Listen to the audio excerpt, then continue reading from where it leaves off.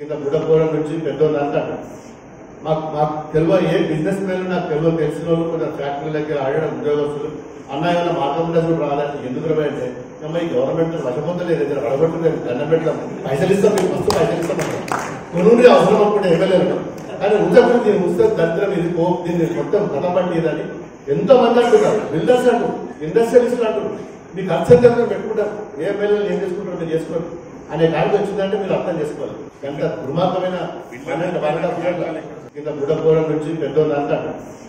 మాకు తెలివ ఏ business man నాకు తెలిసిన వాళ్ళు కొంచెం ఫ్యాక్టరీ దగ్గర ఆడడం ఉద్యోగస్తులు అన్న మార్గం కూడా రాలంటే ఎందుకు అంటే ఈ గవర్నమెంట్ వశపొందలేదు దగ్గర అడగొట్టలేదు దండం పెడతాం పైసలు ఇస్తాం మీకు మస్తు పైసలు ఇస్తాం కొనుండి అవసరం అప్పుడు ఎమ్మెల్యేలు కానీ ఉద్యోగం దీన్ని ఉస్తే దరిద్రం ఇది దీన్ని మొత్తం కథపట్టిదని ఎంతో మంది అంటున్నారు. బిల్డర్స్ అంటారు, ఇండస్ట్రియలిస్టులు అంటారు, మీ ఖర్చు ఎంత పెట్టుకుంటారు, ఏ ఎమ్మెల్యేలు ఏం చేసుకుంటారు మీరు చేసుకోరు అనే కాడికి వచ్చిందంటే మీరు అర్థం చేసుకోవాలి.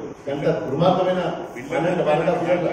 దుబ్బాక నియోజకవర్గం గత ఎన్నో సంవత్సరాల నుంచి వెనుకబడ్డది వాస్తవం.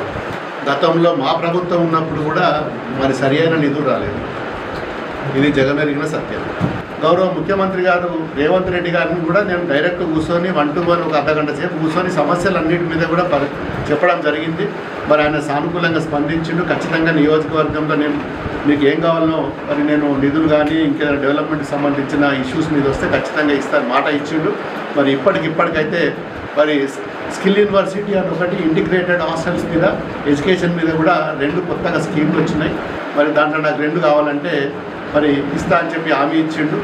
మరి సీఎంఓ ఆఫీస్ నుంచి కూడా ఆదేశాలు కూడా, కలెక్టర్ ఆఫీస్ కూడా ల్యాండ్ ఎక్విజిషన్ కోసం కూడా మరి ఆదేశాలు కూడా జారీ చేయడం జరిగింది. దుబ్బాక నుంచి లక్షపేట వరకు మరి ఒక 35 కోట్లతో ప్రతిపాదన ఇచ్చిన. మరి ఇవి కాకుండా ఇంకో 200 కోట్లకు 2 నెలల క్రితమే అవి కూడా ఇస్తే అవి కూడా హామ్ స్కీమ్లా పెట్టి అవి కూడా శాంక్షన్ ఇస్తా అని మాట ఇచ్చిండు. రెవెన్యూ మినిస్టర్ గారు కూడా ఆదేశాలు జారీ చేసిండు. మాట ఇచ్చి శాంక్షన్ చేసినందుకు మా దుబ్బాక నియోజకవర్గం తరఫున గౌరవ ముఖ్యమంత్రి రేవంత్ రెడ్డి గారు కూడా ధన్యవాదాలు తెలుపుతున్నాం. కింద బుడపూరం నుంచి పెద్దోళ్ళు అంటారు.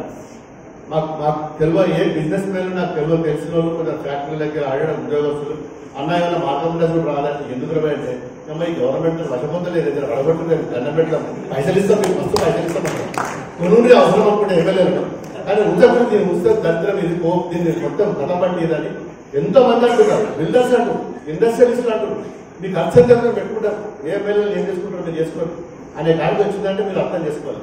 ఎంత దుర్మార్గమైన కింద బుడపూరం నుంచి పెద్దోళ్ళు అంటారు.